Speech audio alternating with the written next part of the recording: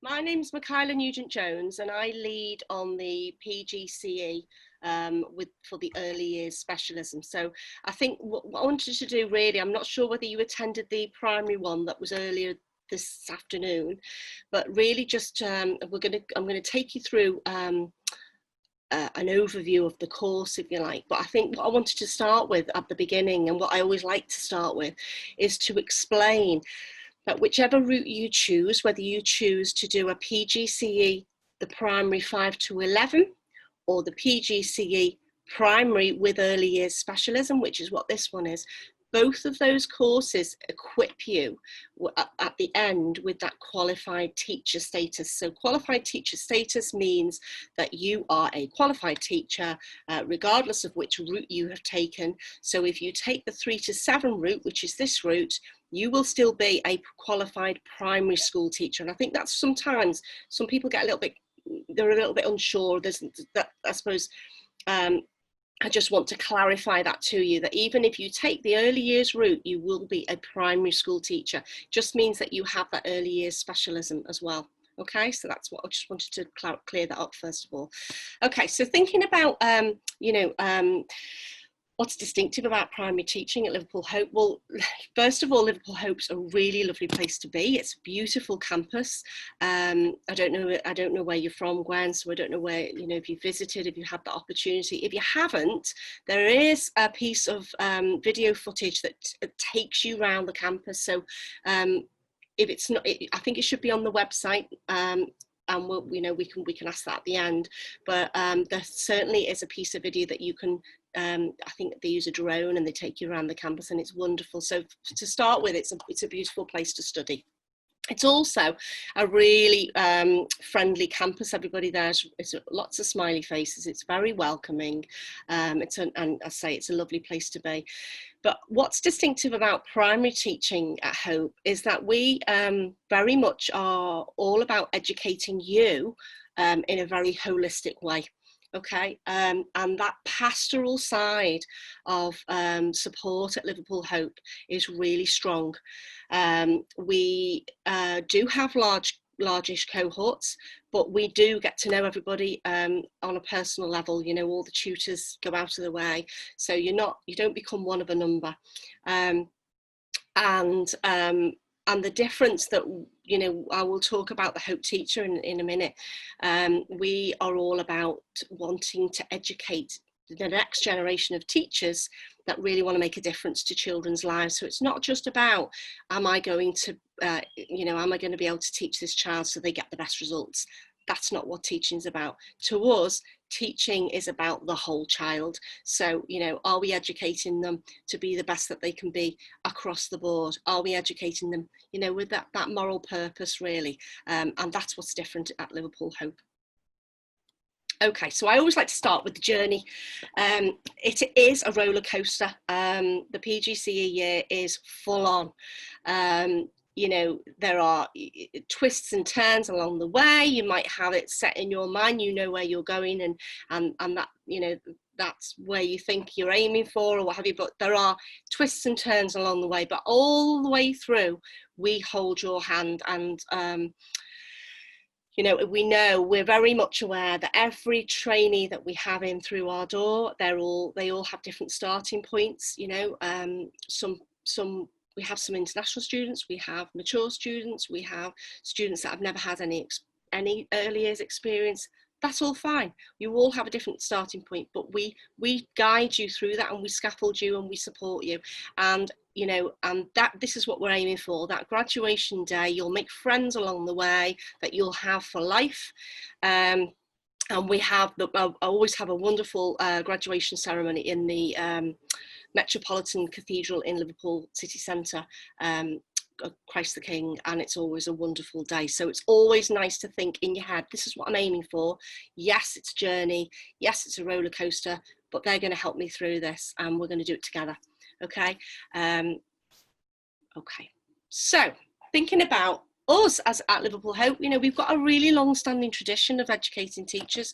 I mean, I haven't been there 175 years, but through the years, that's what we do, and we do it really well.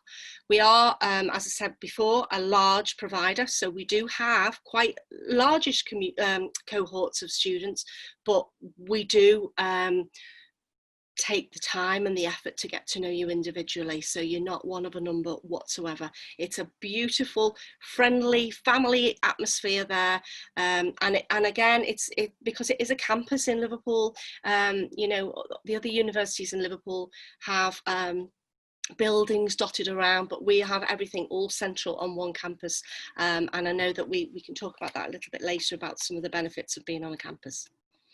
So there's our course intent, and we do talk about teaching with moral purpose. We talk about our trainees as Hope teachers, and the schools that we work with in Liverpool, they very much value Hope teachers, and we are well renowned for our high employability. We know head teachers that will put all Hope applications at the top, because the Hope teacher is a rounded individual, and they just want to make the difference to children, not just academically, but in that pastoral way as well. Okay. So here are the qualities that we look for in a Hope teacher. I said earlier that it is a roller coaster. It certainly is. So we're looking for individuals that have that resilience. Things will happen that you haven't anticipated. It might be that you teach a lesson, or you teach part of a lesson, and it doesn't go particularly well. We all have setbacks, and it's how you actually deal with those, and how you reflect on your experiences, and come up with the best way to move forward. And so these are sort of the qualities really that we're looking for. Are you flexible? You have to be flexible when you're a teacher. Things don't always go according to plan. I've had many a lesson that hasn't gone according to plan, and it's just about how you take that on board. Are you flexible? Are you good at working with other people? Because you will be working with your trainee colleagues, you will be working with your tutor colleagues, you will be working with school colleagues. So and it is a professional course, so it's those professional qualities that we want to develop in you, and that so it's about, I suppose, taking stock really, and thinking, where am I, and how do I feel that I can cope with the demands of the course. Okay, now I'm not going to read this to you. I'm just going to be quiet for 2 seconds. We have a little scan.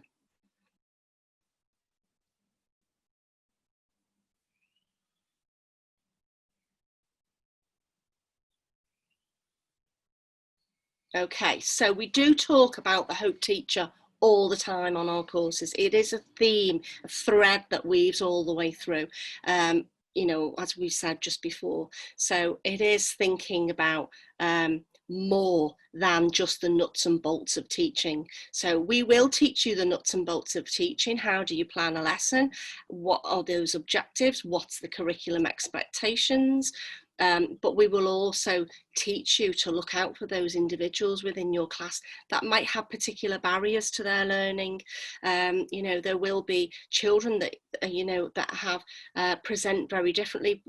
They might have tricky backgrounds, challenging circumstances that they're living in, and it's how you as their role model, how you can make a difference, and that's what we're about at Hope.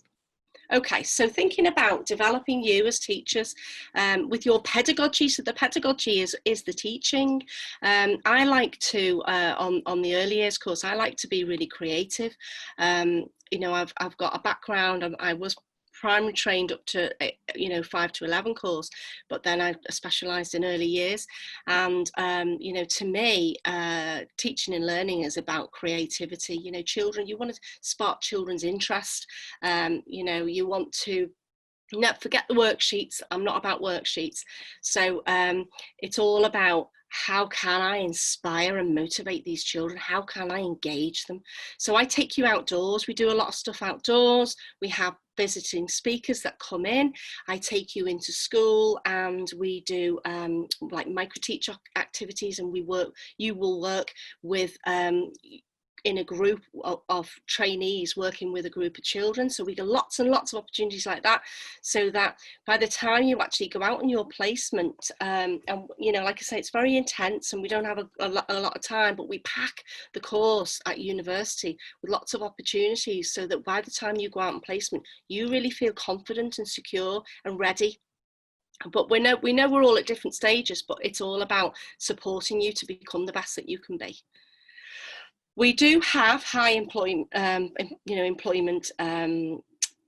upon after graduation, and as I said earlier, in Liverpool we are very much aware that the Hope teacher is very sought after, because they can bring more to a classroom than just your nuts and bolts teacher. Okay, so the features of our PG programme. I work very closely with the head of primary PG.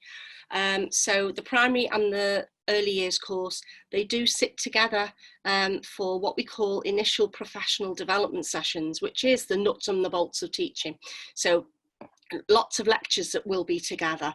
And then you will have seminar groups. You have almost like your own little class, if you like, with an IPD tutor who will support you through your year. You obviously will have your qualification to teach, so your qualified teacher status at the end of the course, and you do 2 block placements. The first block placement, we work you towards, scaffold you towards teaching about 60% of a full timetable, and then by the end of placement 2 we're looking towards 80%. But as I say, everybody's journey is different and everybody has different starting points, and that's okay. We work very closely with our school mentors, and with those lines of communication are open all the time. So we're there to support each other and to support you and to get the best for you. We have people that come into Hope to do conference days and lectures, and as I say, we take you out into schools, and you will also do 2 what we call enrichment placements. So if you are on on the early years programme, you would do 1 block placement in early years and 1 block placement in what we call Key Stage 1, which is children between the age of 5 and 7. But you'll also do 2 single weeks. You'll do 1 week where you go and the focus is all on special educational needs. And then you do another week where you would do a week observing teachers and children's learning in Key Stage 2, which is upper primary, so ages 7 to 11 years. So you get a real breadth of experience. Okay, so how do we teach how to teach? So we've kind of touched upon some of those ideas. So we do have formal lectures. We put you together with the primaries quite a bit. But you also have your seminars and your workshops. So you would have your initial professional development group and sessions, which is how we teach you how to teach. But you will also have curriculum sessions. So even though you are an early years student or an early years postgrad course, you will have the same curriculum input as a primary 5 to 11 PGCE student as well, which is why I'm saying to you that eventually when you qualify, you are you've got exactly the same subject knowledge as they would have. So you would have curriculum sessions in all your core subjects, so English, maths and science. You'll have all the foundation subjects as well, and you'll have specialist early years sessions. There's a huge range of variety, and we make sure, we do pack it, so, you've really got that subject knowledge before you go out onto placement to teach. Okay, so we also have conference days. You'd have a science conference day, a special educational needs conference day. You will have a safeguarding conference day. You'll have, I've said science, maths, English conference days. They run through the year.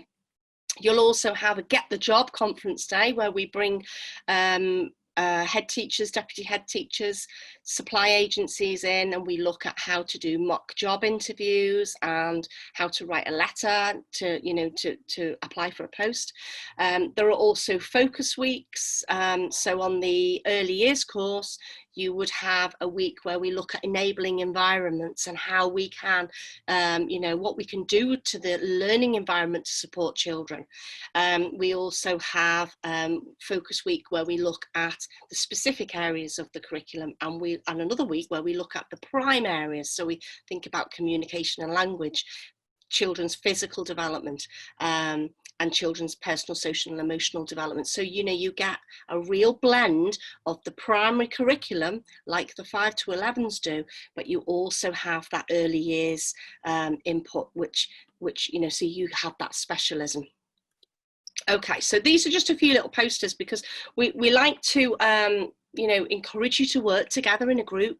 So when you're in a seminar or, you know, in a classroom setting, it's not just chalk and talk. You know, we try to teach you in the way that we would want you to work with children. So, you know, this is just an example. I work on the science team, and we were looking at stories and, you know, using a story as a starting point really for science activities. So each of these groups took a book each. So you might well be familiar with Oliver's Fruit Salad. So they read the book and they thought, well, what can I do in my classroom? What opportunities are there for the children to learn from that book as an initial stimulus? So you know, there's lots of opportunities for collaboration and, you know, sharing your ideas. Okay, the highlight of the year has to be the placements, and we work with a great number of schools across the Northwest. We work with schools in Liverpool, schools in the Wirral, schools going into Cheshire, schools going out towards Widnes. We have a huge list of schools that we work with. We work very closely with the staff in schools. We go in and we do training, so they're familiar with the way, you know, our practices. And as I say, you know, those lines of communication are open. Now, you might have to travel to a placement, and the only thing I would say is that there isn't funding for a PGCE student to support you with that, but we do have fabulous people in our partnership office who source the placements. We look very closely at your term time postcode when we decide which school is best for you. And we also, we get to know, as I say, we get to know you really well. We do get to know you really well. We know you as individuals and your personalities and your strengths and your interests. And then we match you very closely with schools that we know can, you know, facilitate a really good placement for you. Okay, so if you, because there are 2 placements, if there is one placement where you might have to travel quite a distance, then what we try to do also on the second placement is bring you a little bit closer. So we try and balance things out the best that we can so that you're not traveling too far for both placements. Okay, so what are we looking for? Okay, so we are looking for individuals that, you know, like those qualities that we talked about, the Hope Teacher. We are looking for individuals that we would feel proud to call a Hope Teacher. You know, an individual that bubbling with the enthusiasm to, you know, get in the classroom and really make a difference. You know, we're looking for trainees, potential trainees who want to be creative, want to share ideas, you know, flexible in their approach. Okay, and obviously so this is our 4 dispositions. So, you know, can you bounce back? Sometimes, you know, you have to have lesson observations. We have to sort of to help guide you so that you can be making targets to how you can improve your teaching. And sometimes that feedback, you know, we're all the same because we care so much. Sometimes it might not be what you want to hear. So is it, or what you're not ready to hear? So, you know, it's how you then take that on board and reflect on that feedback and think, well, actually, yeah, okay, that's good, I'll try that out, or drawing upon other people's expertise. And that they're the sorts of things that we're looking for so that we can help you climb that mountain. Okay, so thinking about how to apply. So obviously you would apply through UCAS. We have retired head teachers who read applications. So think about your personal statement. You know, think about your motivation to teach, what's inspired you to apply for this course. It is a professional course. You will be qualified at the end of this course to be a teacher and walk straight into a post. So, you know, we want commitment from you, but we want to know that this is really what you want to do. So think about, you know, what comes through in your personal statement. Think about, you know, what experience have you got? It doesn't matter if you don't have tons of experience, and certainly with current, you know, things the way they are currently, it's hard to get into schools. Schools aren't operating as schools, and we're very much aware of that. So don't worry about it too much. But if you have got the opportunity to help in schools or sports clubs or whatever it might be, you know, make sure you get those into your personal statement. Then when we invite you for interview, this is sort of how it would look. We ask you to complete just a little simple English task, and all we're looking at is your fundamental English skills. So we're looking at, you know, your sentence construction, you know, what do your, you know, what do your spellings look like, what's your grammar like, just very simple task. And then where we say dragons den, and that sounds scary, but it's not scary. What we ask you to do is we ask you to think of something that you might use in school. So it might be a book like the Oliver's Fruit Salad, or it might be an item, or it might be a resource, a visual resource. It might be a teddy bear or a painting or whatever it might be. And then what you would do, or what could you do, or what could you plan in your classroom linked to this this artifact, this item. Then you would have a one-to-one discussion, a bit like an interview, but it's always quite informal. And then we ask you to reflect on your day. Currently, we're doing all our interviews online, so we're doing it on Skype at the moment, but we're really, you know, hopeful that that's going to change pretty soon, and we'll be back on campus. And so that's the application and the recruitment process. And we'd really like to meet you. So I hope that you've enjoyed what I've talked through. I'm sure that Mikey in a minute will tell me if there's anything I've missed or if there's any questions that you might have. I'm going to stop share now. Right, so just having a look, and we haven't got any questions at the moment, but if you do have any questions, you can just pop it through into our Q&A button on your taskbar. We can answer any of the questions you may have now, or if you do have any questions later, you can get in touch by emailing inquiry@hope.ac.uk, and we can send it to the relevant department, whether it be support or teacher training. I'm happy to answer questions. And I know Melissa's here. We're very fortunate to have Melissa with us today.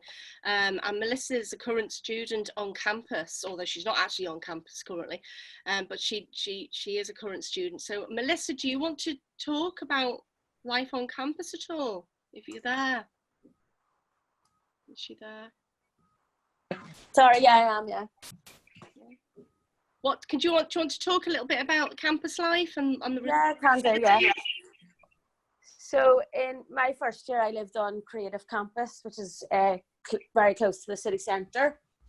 I think the thing I loved the most about that was the fact that you were so close to town, but then there was also like a shuttle bus which was available throughout the day that brought you over to Hope Park if you had lessons over there, which is really good.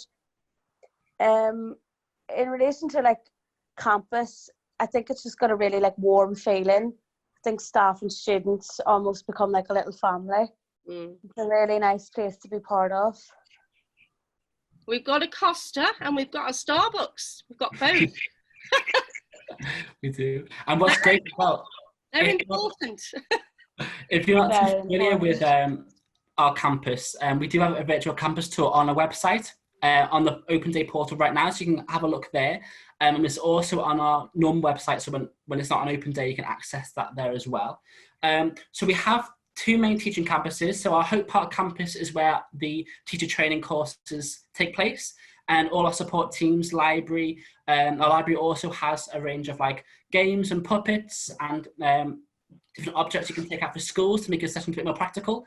But we also have our Egbert Park campus. So if you are moving away from home and to complete your PGCE at Hope, most of our students who do postgraduate courses live at our Egbert Park campus, and there's a free shuttle bus which takes you around the campuses, so you can get to the city centre really easily, but also to Hope Park really easily as well.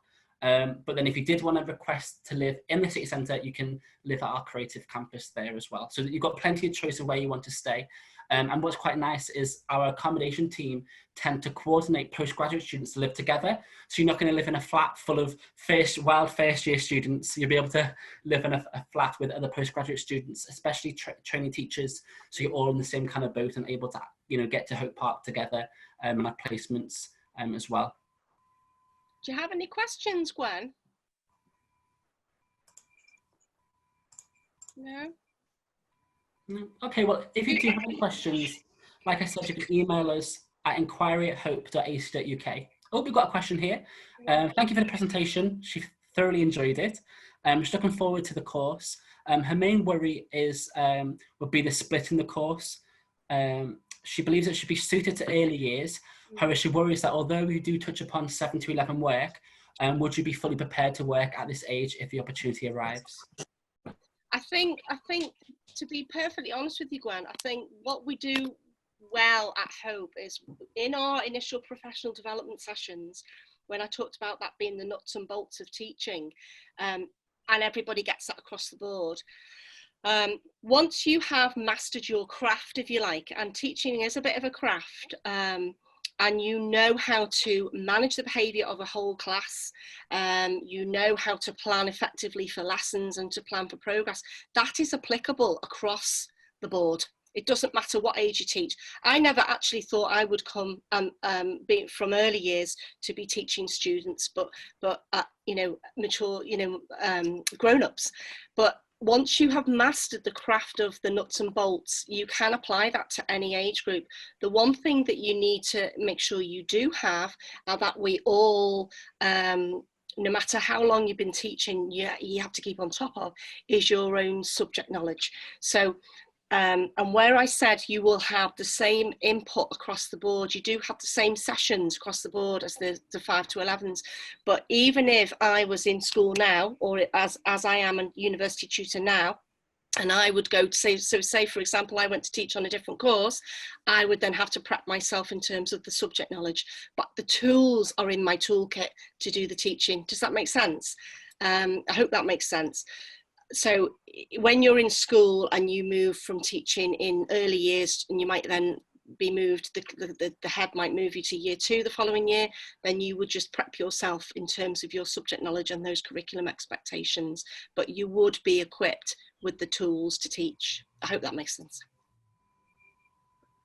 Great. Yeah, that definitely makes sense. Perfect. Okay. Well, it was lovely. I'm glad you joined us, Gwen, and I hope you are keen. Oh, great. Okay. Happy Friday, everybody. If you do have questions, like I said, email us at inquiry@hope.ac.uk. We can answer any of your further questions you may have. But for now, I hope you have a really enjoyable afternoon,